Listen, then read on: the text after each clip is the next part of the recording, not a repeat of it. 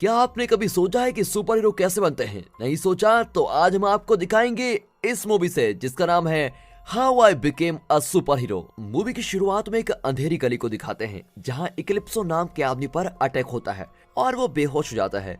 होश आने पर इक्लिप्सो खुद को एक सर्जिकल रूम में पाता है जहां पास के बेड पर झुर्रियों से भरा आदमी लेटा होता है। इक्लिप्सो घबराकर चिल्लाता है। उसी वक्त मोरियो नाम का आदमी अपने कमरे में अचानक जागता है। वो एक एड देखता है जिसमें एक सुपर हीरो किसी प्रोडक्ट को प्रमोट करता है। वो अपने फोन पर एक वीडियो देखता है जिसमें व्यूअर्स को अपने फेवरेट सुपर हीरो को वोट देना होता है। दरअसल इस दुनिया में सुपर हीरोज नॉर्मल ह्यूमंस के साथ ही रहते हैं और मोरियो यहाँ एक डिटेक्टिव है, लेकिन मोरियो के पास कोई सुपर पावर नहीं है और वो एक नॉर्मल ह्यूमन है। वो एक जले हुए नाइट क्लब में पहुंचता है जहां एक लेडी ऑफिसर बताती है कि कुछ टीनेजर्स ने ये काम किया है। मोरियो उस लेडी ऑफिसर्स को इग्नोर करके सीधे पुलिस स्टेशन चला जाता है। उसका सुपीरियर कहता है कि पिछले 10 साल से तुम्हारा ट्रैक रिकॉर्ड इतना अच्छा नहीं है, इसीलिए तुम्हें एक पार्टनर के साथ काम करना पड़ेगा। तब वहाँ पर एक लेडी ऑफिसर आती है जिसका नाम सिसिल है। फिर लॉकर रूम में सिसिल मोरियो को बताती है कि एक हाई स्कूल में कुछ बच्चे खतरे में हैं। वहाँ घुंघराले बाल वाला एक लड़का अपने आग जलाने की शक्ति से स्टूडेंट्स को डरा रहा है। लिली नाम की एक लड़की उससे बचकर बाथरूम में छुप जाती है। वहाँ रडी नाम का एक स्टूडेंट देख लेता है कि लिली के पास आग से इलेक्ट्रिसिटी निकालने की शक्ति है। इतने में मोरियो और सिसिल वहाँ पर पहुँच जाते हैं, लेकिन मोरियो बिना किसी प्लान के उस घुंघराले बाल वाले लड़के से बात करने चला जाता है। वो कुछ कहकर उसे पहले शांत करता है और फिर उसका हाथ पकड़ लेता है। इस तरह वो आग नहीं निकाल पाता और मौका पाकर पुलिस उसको अरेस्ट कर लेती है। फिर सिसिल मोरियो को बताती है कि नाइट क्लब में आग इसी लड़के ने लगाई थी। हालांकि इस लड़के के पास 2 ऑरेंज कलर की ग्लो स्टिक्स थी। सिसिल हैरान होती है कि 2 लोगों के पास एक जैसी सुपर पावर्स कैसे हो सकती है। फिर वापस लौटते वक्त मोरियो बीच सड़क पर उतरकर ग्रोसरीज खरीदने लगता है। अब सिसिल इस बात से बहुत चिढ़ जाती है। स्कूल के बाहर एक लड़का ग्लो स्टिक्स बेच रहा होता है। दरअसल इसमें एक ड्रग है जिससे लोगों में आग जलाने की सुपर पावर आ जाती है। फिर मोरियो अपने दोस्त हेनरी के घर पर जाता है जहां वो सुपर पावर मास्क पहनकर खुद से बात कर रहा होता है। हेनरी पैक रॉयल नाम के एक सुपर हीरो ग्रुप का मेंबर हुआ करता था। मोरियो पूछता है कि क्या सिर्फ किसी के सुपर पावर के आधार पर किसी को पहचाना जा सकता है। फिर हेनरी अपना डाटाबेस चेक करके बताता है कि बरसेरो नाम का एक आदमी फायर यूजर है, शायद ये काम उसी का होगा। इस इंफॉर्मेशन को पाकर मोरियो जाने लगता है कि अचानक तभी हेनरी बिना किसी कंट्रोल के घर के अंदर टेलीपोर्ट होने लगता है। मोरियो उसे मेडिसिन लेने को कहता है। हेनरी को पार्किंसंस डिजीज है जिसकी वजह से उसके सुपर पावर्स कमजोर हो रहे हैं। यहाँ रडी नाजा नाम के एक आदमी से मिलने जाता है। नाजा अपने कमरे में एक स्पानिंग टॉप को ठीक कर रहा होता है। वो रडी को एक चांस देता है, लेकिन फिर उसे छीनकर खुद ही स्पानिंग टॉप को फेंकता है। नाइट क्लब और हाई स्कूल के फायर इंसिडेंट्स के न्यूज रिपोर्ट्स को देखकर पुलिस चीफ कहता है कि इन दोनों जगह एक ही तरह के ग्लो स्टिक्स मिले हैं, लेकिन दोनों का सोर्स बिल्कुल अलग लगता है। फिर लाख पूछने पर भी वो घुंघराले बाल वाला लड़का नहीं बताता कि उसे ग्लो स्टिक्स कहाँ से मिले थे। तब मोरियो बताता है कि बर्डसेरो नाम का एक फायर यूजर है और हमें उसका पता लगाना चाहिए। उनका चीफ भी उसकी तलाश करने का ऑर्डर दे देता है और चीफ के कमरे से बाहर आने पर सिसिल मोरियो से कहती है कि मैं तुम्हारी पार्टनर हूँ, लेकिन तुम मुझे ऐसे ट्रीट कर रहे हो जैसे कि मैं तुम्हारी ड्राइवर हूँ। तुम्हें मेरे साथ कोऑपरेट करना चाहिए। लेकिन मोरियो अभी भी उसको इग्नोर करके फोन पर बात करने लगता है। कॉल में हेनरी बताता है कि ब्रासेरो रिहैबिलिटेशन सेंटर में कैलिस्टा नाम की एक औरत की देखरेख में है। कैलिस्टा पैक रॉयल की एक एक्स मेंबर है।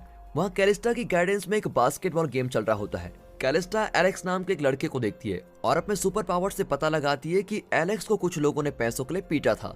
वो पूछती है कि तुमने उन लोगों को कितने पैसे देने हैं, पर जब वो जवाब नहीं देता तो कैलिस्टा कुछ पैसे उसको देकर अपना उधार चुकाने को कहती है।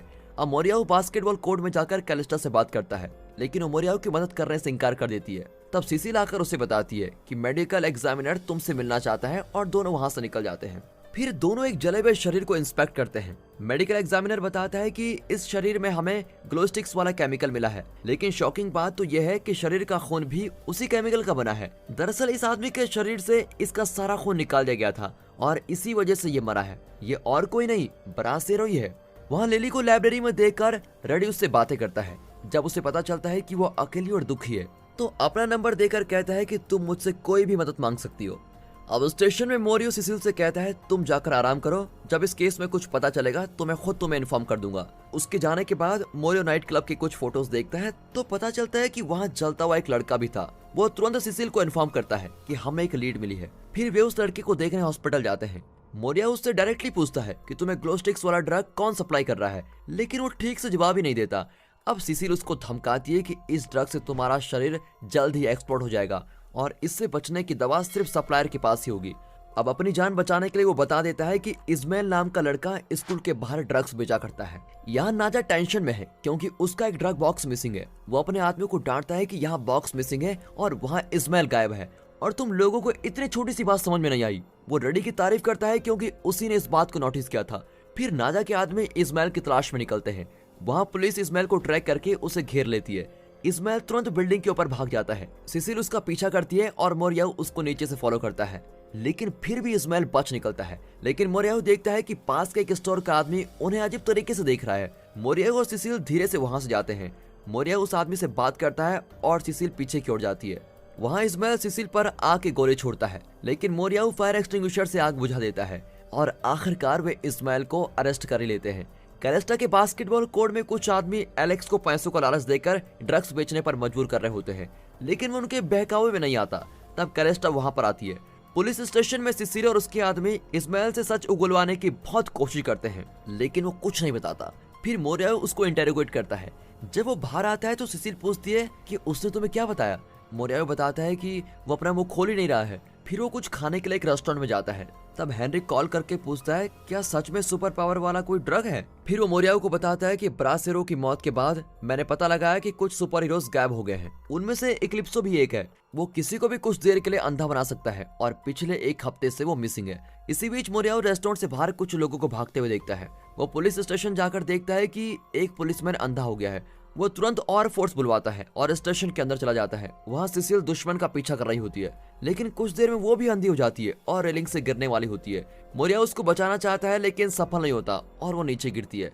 तभी मोरियाऊ को एहसास होता है कि उसके पास चीजों को फ्लोट करने की सुपर पावर है।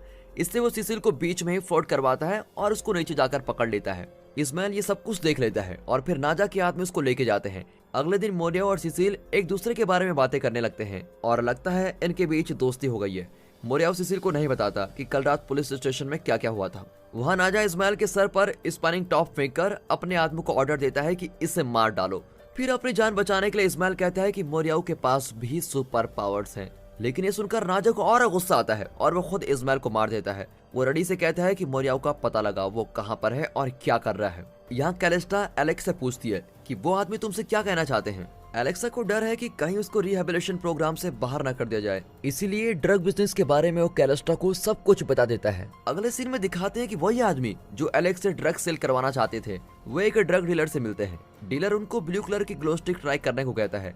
अब एलेक्स से इन्फॉर्मेशन लेकर सिसिल उस ड्रग डीलर की लोकेशन पर पहुंचती है, लेकिन पता चलता है कि उन दोनों आदमी को ड्रग का ओवरडोज देकर मार दिया गया था। अगले दिन लिली की मां स्टेशन में कंप्लेंट करती है कि लिली मिसिंग है। मोरियाऊ सिसिल को इन्फॉर्म करके लिली के घर पर जाता है, लेकिन उसको एक कार फॉलो कर रही होती है। असल में लिली की सुपर पावर पाने के लिए नाजा उसका खून निकाल रहा होता है। लिली के घर पर मोरियाऊ कैलेस्टा से मिलता है, जो बताती है कि यहाँ मुझे कोई सबूत नहीं मिला। लेकिन मोरियाऊ फिर भी अपार्टमेंट को सर्च करता है तो उसको फोन नंबर मिलता है जो रडी ने लिली को दिया था। तब सिसिल भी अपार्टमेंट के पास पहुंचती है।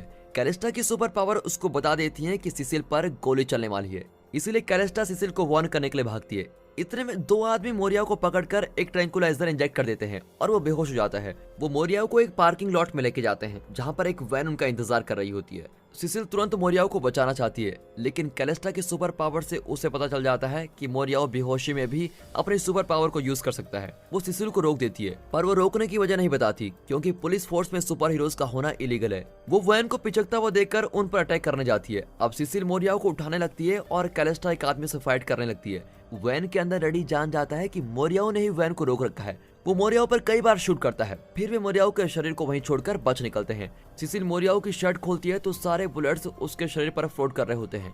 अब सिसिल कंफ्यूज हो जाती है क्योंकि उसे लगता है कि मोरियाऊ के पास सुपर पावर्स ही नहीं है।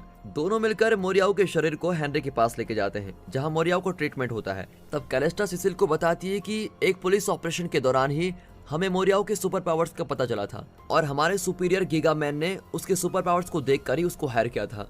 लेकिन एक बॉम्ब एक्सप्लोजन में मोरियाऊ को अपनी सुपर पावर यूज करने का कॉन्फिडेंस नहीं था, जिसकी वजह से गिगामैन उस एक्सप्लोजन में मारा गया था। मोरियाऊ खुद को गिगामैन की मौत का जिम्मेदार मानने लगा और उसने अपनी पावर्स यूज करना ही छोड़ दिया। दरअसल गिगामैन लिली का पिता था। लिली के पास भी उसके पापा की सुपर पावर्स हैं। अब ये सब जानकर सिसिल कैलेस्टा को वही फोन नंबर देती है जो रडी ने लिली को दिया था। फिर हेनरी की मदद से उन्हें पता चलता है कि यह ब्रासेरो की फिजियोलॉजिस्ट का नंबर है। अब वे एक प्लान बनाते हैं जिसके अनुसार हेनरी फिजियोलॉजिस्ट से मिलने जाता है।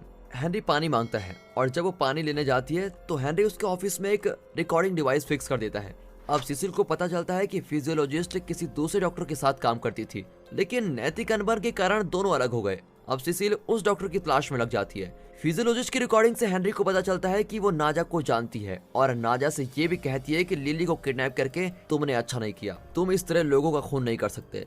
यहाँ सिसिल उस डॉक्टर से मिलती है तो पता चलता है कि एक बार फिजियोलॉजिस्ट ने एक बच्चे की सुपर पावर्स निकाल दी थी। ऑपरेशन सक्सेसफुल रहा था, लेकिन वो लड़का पागल हो गया था और उसने अपने पेरेंट्स को मार डाला।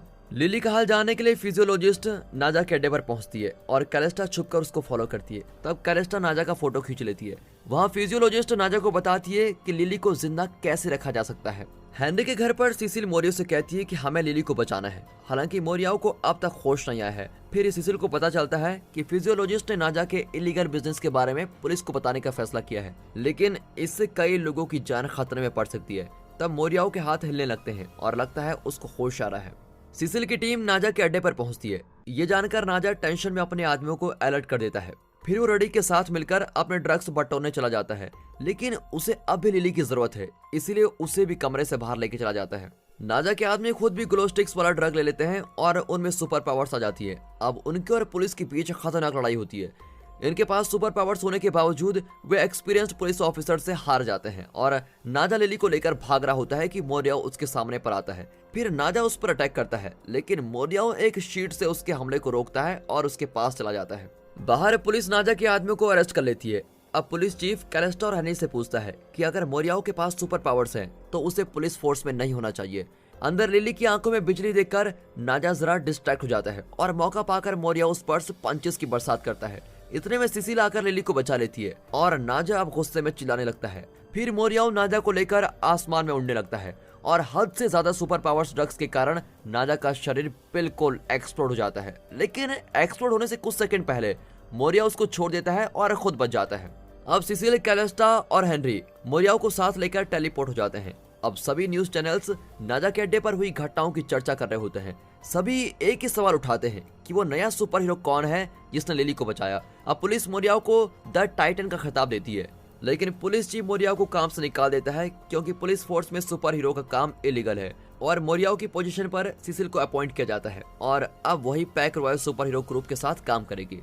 मोरियाओ गिगामैन की जगह ले लेता है। सिसिल हेनरी के अपार्टमेंट में आती है और मोरियाओ को एक सुपर हीरो मास्क देती है। फिर दोनों किस करते हैं। आखिर मोरियाओ पब्लिक का दिया हुआ टाइटल द टाइटन इसको एक्सेप्ट कर लेता है और एक सुपर हीरो की लाइफ जीता है। लिली भी अपने लिए सुपर हीरो सूट डिजाइन करती है क्योंकि वो अपने पापा की तरह एक सुपर हीरो बनना चाहती है। और दोस्तों, इसी के साथ ये सुपर हीरो मूवी यहाँ पर खत्म होती है। अगर आपको ये मूवी पसंद आई हो तो इस वीडियो को लाइक कीजिए, चैनल को सब्सक्राइब करना बिल्कुल मत भूलिएगा। बाकी मिलते हैं अगली वीडियो में, तब तक के लिए गुड बाय, अपना ख्याल रखिए and finally thanks for watching.